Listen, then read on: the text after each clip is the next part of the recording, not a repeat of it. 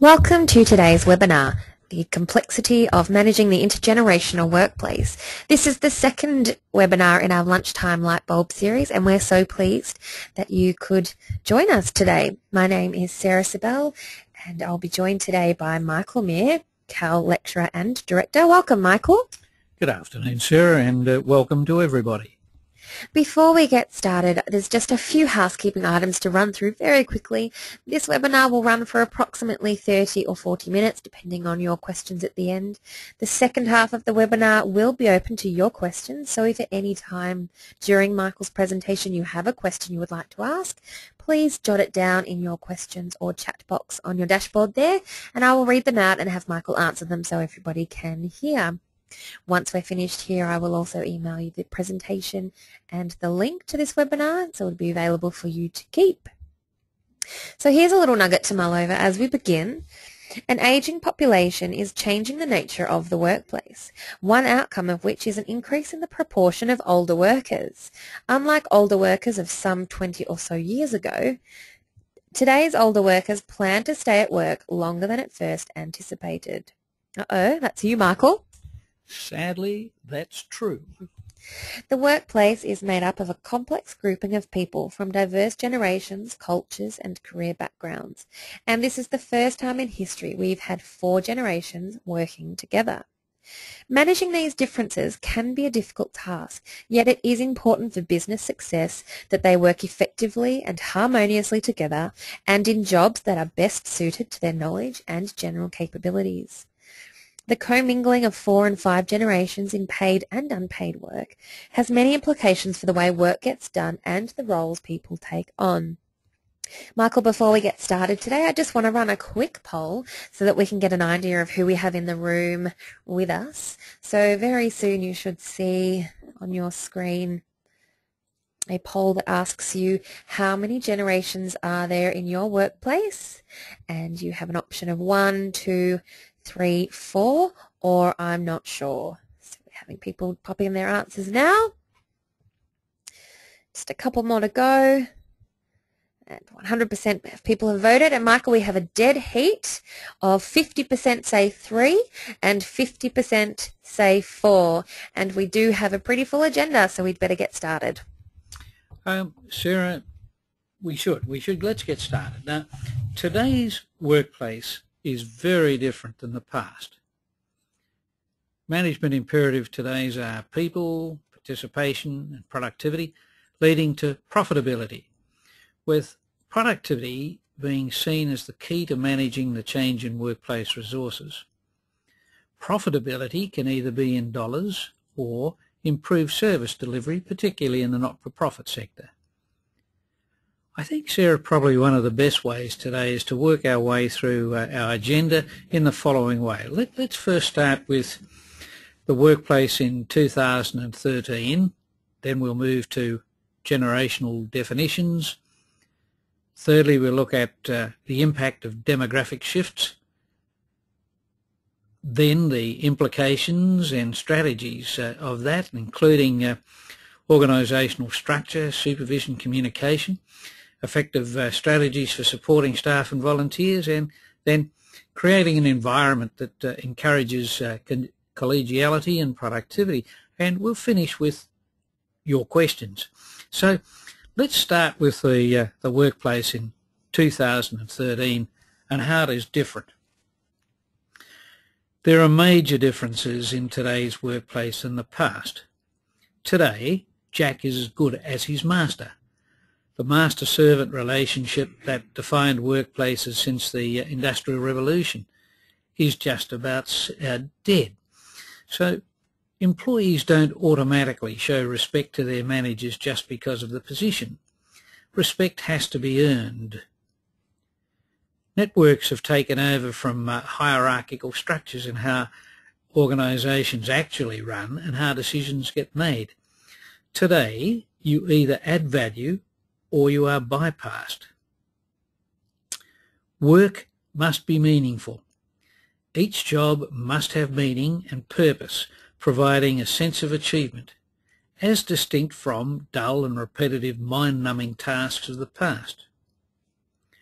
I am not a number. The individualisation of the workplace.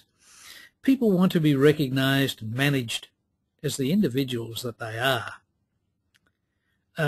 Transactionalisation and casualisation of the workplace. I work, you pay, I work. Gone are the days of lifetime employment. Loyalty is diminishing.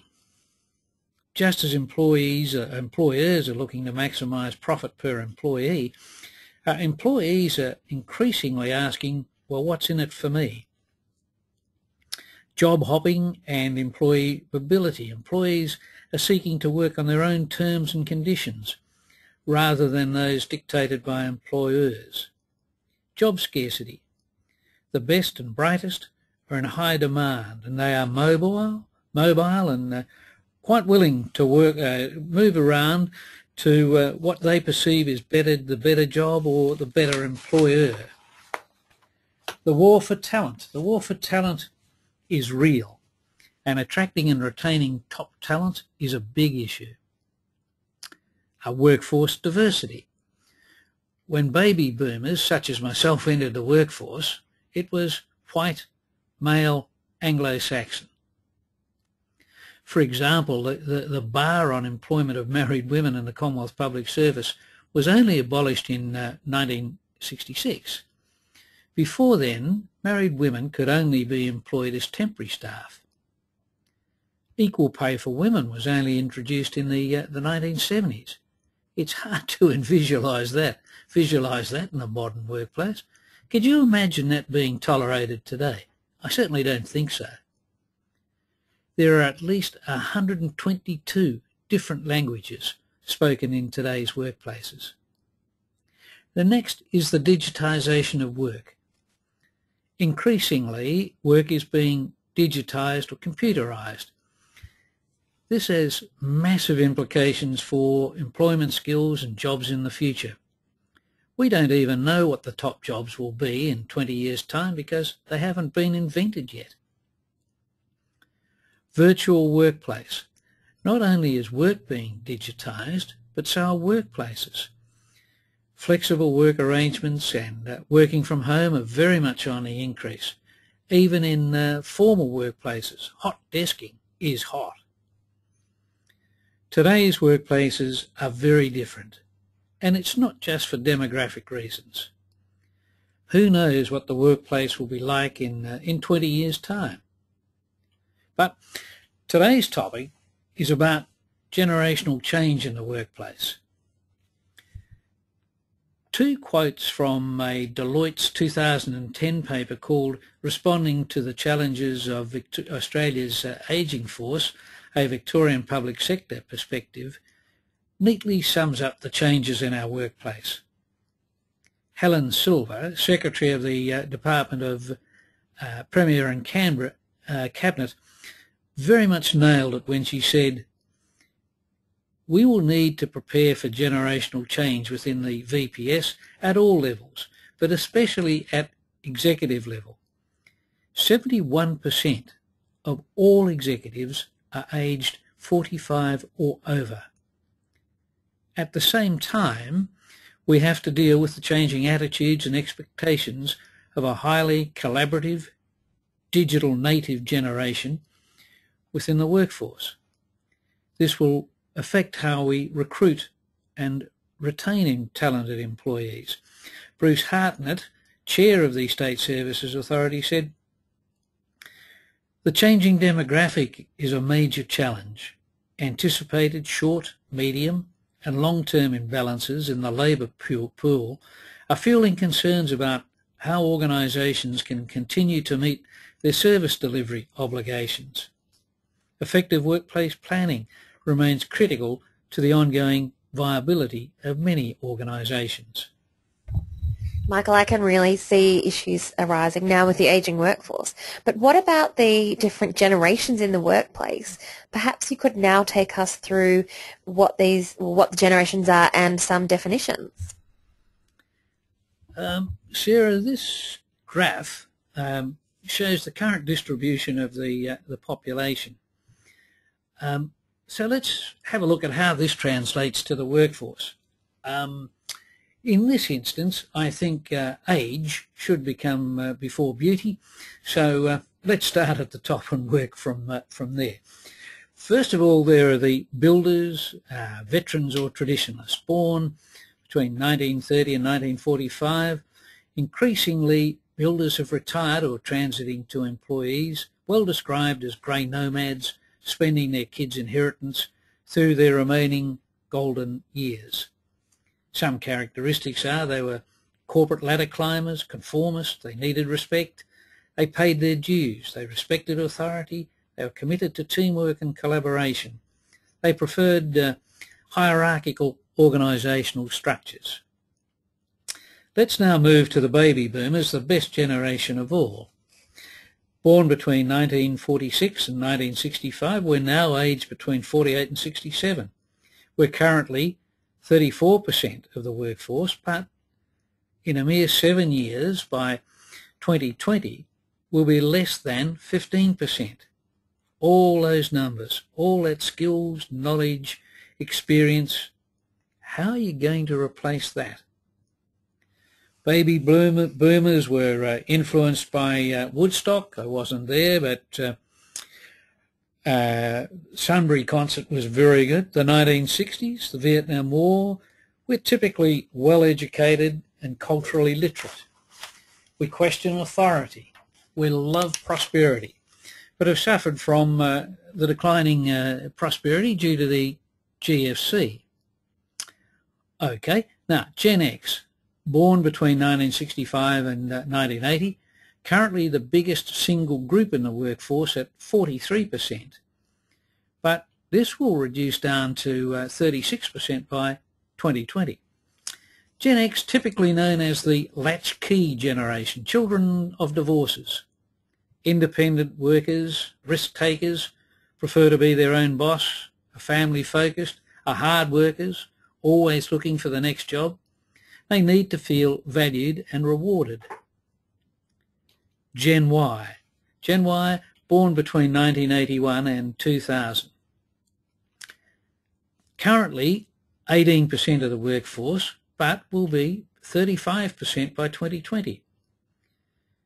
Gen Y, typically known as the entitled generation, grown up with technology, with doting parents and a multitasking nature. Expect praise, notice and feedback. Will be loyal if loyalty is earned and reciprocated. Will seek solid work-life balance and protection from risk. And finally, Gen Z, born from, or the millennials, born from 2000 onwards. Currently age 13, but of course going on 35, and so just about to start at Macca's. But they'll be 12% of the workforce by 2020. Typically known as linksters. Demand internet at all times, media saturated, live and breathe technology. They take instructions and want to work for big businesses. They hate dress codes, will avoid risk-taking. Will seek alternative lifestyles and green causes. And there you have it. That's interesting, Michael. I can certainly see myself in a couple of those, and I can see you in a couple of those as well, Michael. So tell us now, what is the impact of the demographic shifts? Mark McGrindle, a demographer and researcher based in Sydney, says that by 2020, and remember that's only 7 years away, most baby boomers will have retired. The average job tenure will be around 3 years compared to the 4 years of today, with voluntary annual turnover approaching 20%. More than 1 in 3 workers will be employed on a casual basis. 40% of today's managers in family and small businesses will have reached retirement. Gen Y will dominate employment, comprising 42% of the workforce. Gen Y are averaging around 2 years per role, therefore, and with the voluntary turnover exceeding 15%. This multitasking, multi-channeling generation currently comprises just 1 in 5 workers, but by 2020 they'll be the largest generation in the workforce, comprising 2 in 5. That's a rise from 20% to 40%. Increasingly, organisations will search for better ways to communicate in Gen with Gen Ys. Forget about the training manual or the staff meeting. Enter the company vodcasts, instant messaging, and even content-laden music. Gen Y is the first truly global generation, culturally diverse, mobile careers, travellers, very globally aware. They are a product of their time and their life stage. Early Gen Ys are now in their 30s and moving into leadership roles and perhaps even getting mortgages and maybe considering starting a family. Would that be right, Sarah? Sure, Michael, I'll just ignore that last bit. So what are the implications? Maybe you could quickly talk us through these along with some strategies, and then we'll open up the floor to questions. Well, some of the implications in a light-hearted way, Sarah. As you well know, there hasn't been a decent song written since the breakup of the Beatles, and having a Gen Z or even a Gen Y conversation. How do you have a conversation with somebody who spells parents as rents, or for sure as fuzzizzled, or confused as confuzzled, or to mock as dis, or definitely as defs? That's pretty hip Gen Y talk you've got going on there, Michael, although I think it might be pronounced faux shizzle. It gets better than that, though. We don't even have to laugh these days. Why would you laugh when you could just lol, Rolf, or find something totes hilarious? Well, Sarah, youth is fleeting, but immaturity can last a lifetime.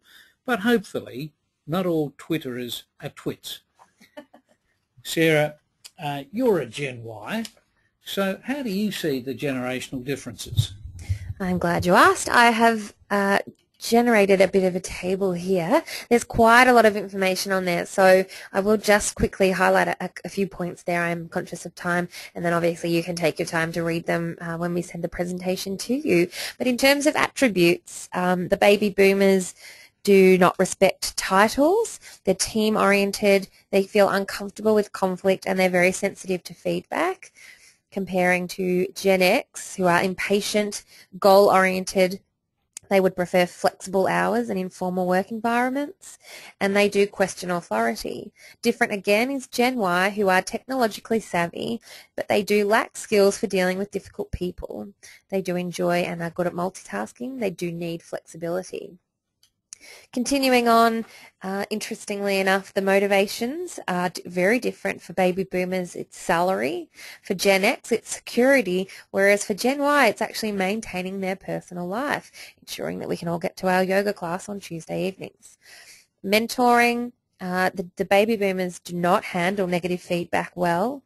Gen X don't find it necessary to receive feedback. Gen Y need constant feedback. Also, in terms of client orientation, baby boomers would prefer the telephone. How very old-fashioned of you, Michael. Gen X would prefer email, and I can say from personal experience, Gen Y do prefer email, IM, or text messaging. In fact, anything that makes you not need to speak to a human. And in terms of career goals, baby boomers are looking to build a perfect career and excel. Gen X would like to build a transferable career and have a variety of skills and experiences. And Gen Y also want to build several parallel careers and have several jobs simultaneously. All of this information comes from the Traditionalist, Baby Boomers, Generation X, Generation Y and Generation Z working together, prepared by the Executive Office Talent Management Team, United Nations Joint Staff Pension Fund, New York Secretariat Headquarters. It's quite a mouthful. Sarah, you've done your research there. It would be very difficult to argue with a source like that. Well, it's great. So we should quickly move on to some solutions. Michael, if you could talk us through those now. Most workplaces today are fairly loaded with stress. The need for results, time pressure and opportunities are contributing factors in staff turnover and disgruntled workplaces. Whilst boomers are, to quote, rapidly ageing, the GFC has caused many to postpone retirement. This is a happy coincidence because organisations need to retain their skills, knowledge and ability. But boomers themselves also need to recognise that the times they are a-changing. Gen X and Gen Y are making significant impacts in the workplace. They are empowered, consumer-oriented, technologically savvy, and they're not afraid to speak up for change in their workplaces. Increasingly, they're entering managerial and supervisory positions. Gen X and Gen Y are advocating a more fluid use of their time and work. They're looking a little for what I'll call the Mediterranean model. For boomers, this can often look like the new generations are not really fully committed. There's still a perception that if employees aren't seen, they can't be working. They have to be treated as adults, not children. There's also perception by some boomers that the new generations have an entitlement mentality, that they are presumptuous and want to be accommodated with their demands. As boomers, of course, we had to do the hard yards and earn it. The perception is that later generations expect it without having done this hard work. Worse, they can be very upfront in demanding it. In the workplace, a massive hazard is the impact of emotionally unintelligent managers. Gen X and Gen Y will readily leave managers they can't relate to. Organisations and managers' inability to deal with the frustration that comes from the younger generations can result in lost productivity, workplace conflict and increased turnover. And it's usually the best and most talented workers that we lose. I strongly suggest that you avoid the trap of not understanding generational differences. This can't be overstated. It's critical for us to know the new and the old and connect with their preferred styles and expectations. Understanding the expectations and the underlying emotions that are involved is far more productive than jumping to a judgment based on stereotypes and difficult styles. It's important to take the time to build a trusting relationship where each generation brings ahead their potentials and works together cooperatively towards a common goal. And Michael, have you got some strategies for us? Yes, Sarah, I have. As managers and team leaders, we need to individualise and provide meaningful work for each employee. We need to provide simply the best culture and environment. Now, this means building quality relationships, developing workplace leadership, creating a have-a-say environment, expressing and demanding very clear values, providing emotional safety and protection, creating a good built environment, recruiting really well and recruiting the top people, valuing feedback, good pay and conditions, providing autonomy and uniqueness, giving ownership and identity, promoting learning, passion, having fun, and of course being a good corporate citizen and creating community connections. Next, we have to implement flexible workplace practices that are family friendly and lifestyle friendly. We need to learn to trust our employees. They are adults, they're not children. We need to provide recognition, reward and feedback on the basis of outcomes, not status. We have to structure jobs appropriately with very clear roles and responsibilities, open communication, genuine respect, careful matching of jobs and fit, and providing opportunities for learning and career development. We need to develop strategies for the people we want to keep. Great. Well, there's plenty for us to think about there, Michael. Thank you. I am conscious of time, so I am going to stop you there so that I can open up the floor to questions. I have had some questions coming through during the presentation. I am going to start with a question that we had last week from Ruth. In fact, this question was actually what prompted this webinar. So this is a long and juicy one, Michael. I hope you're ready for it. Pop it there. The business is a very physically demanding one with varying and flexible hours. We have an aging workforce, and as time moves on, they are more injury prone, and there will come a day when they cannot do what is asked of them. At present, certain staff are slowing down and work is becoming less productive.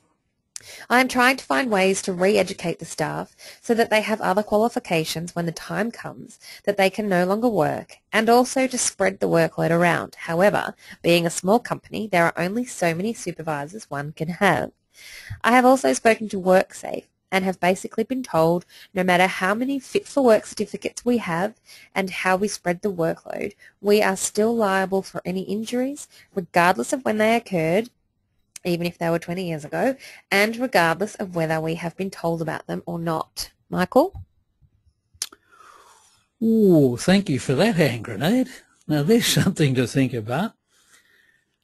Okay, well, it's a physical environment, so I would be providing appropriate fitness courses and nutrition courses.